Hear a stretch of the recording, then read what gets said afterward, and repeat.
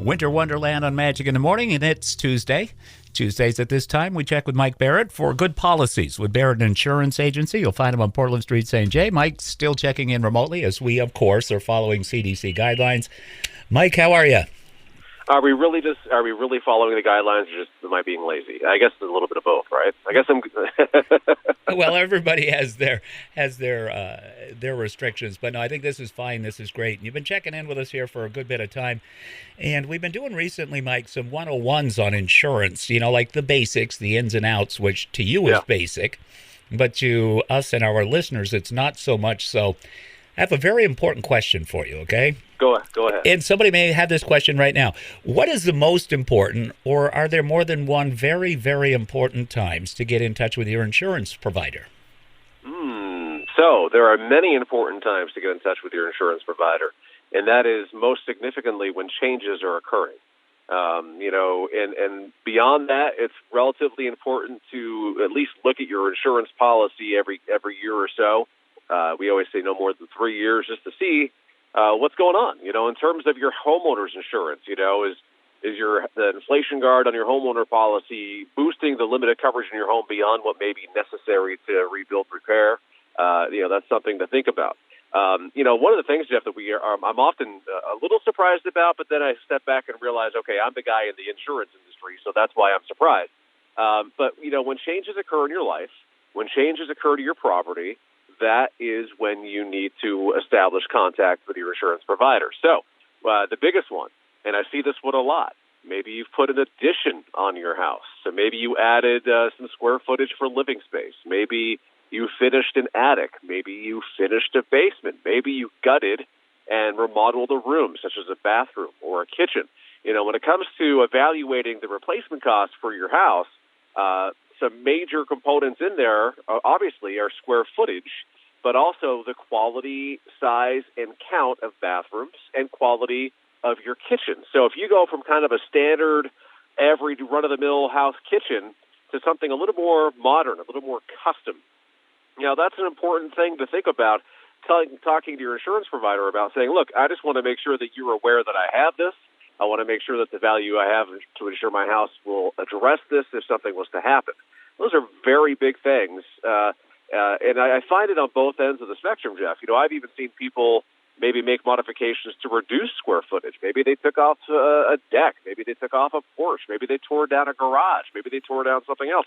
When you make these changes, they really can impact your policies one way or another. It's just a good thing to talk about it. Well, the other day, Mike, when we were talking, it may have been last week, it might have been the week before that, but you were talking about when it comes to insuring your home, let's say the home is appraised at, and I know this is low, I'll never own a home, but $150,000, that you should have $300,000 worth of insurance on it, right? Because of inflation? Do I remember that correctly? So because of the variance, so, a house appraisal, and this is actually a great lead into what I always tell people, there's always at least 4 values for any house, okay? So what are those 4 values? You've got the town appraised value. You have the bank appraised value. You have the market value. And then you have the 4-headed weird guy, the insurance man, coming in with a replacement cost value. What are the differences? Well, I can't speak to how the banks come up with their appraisal value other than the fact that they're doing market comparison. I can't speak too much on how the towns are doing it other than they're doing it based on comps as well to establish a tax base.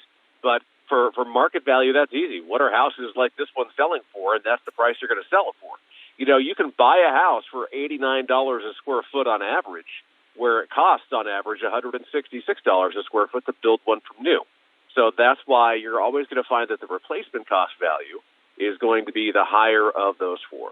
Okay, because we're dealing with tangibles, say the lumber, the plaster, and all of that stuff, where then when it comes time to replace it, we got to talk about the labor as well as the tangibles, correct? Exactly, and inflation guard's in there to address the difference in labor costs. And let's dial it back a little bit. I said about $89 a square foot to buy with COVID, and a lot of people buying houses at inflated prices currently in the Northeast Kingdom and the North Country.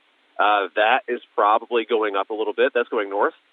Certainly, if you've gone to any building material supplier, The cost of building materials have gone up pretty significantly as well. I think, some people are telling me that they've seen at least $10 to $15 increases per like a sheet of plywood.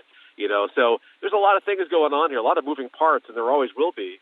Not necessarily as quickly and rapidly as we're seeing right now, but these are all reasons to kind of keep in mind the coverage you have on your house and how it could impact you if you have a loss. Okay, so that covers a good portion of our listeners out there this morning, Mike. And this is Mike Barrett, folks, by the way, from Barrett Insurance Agency.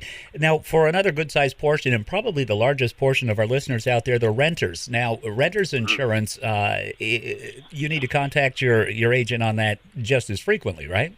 I recommend it because, let's say maybe you decided to get a renter's insurance policy and you didn't necessarily totally understand why, but you felt, well, I need to have some coverage for some things.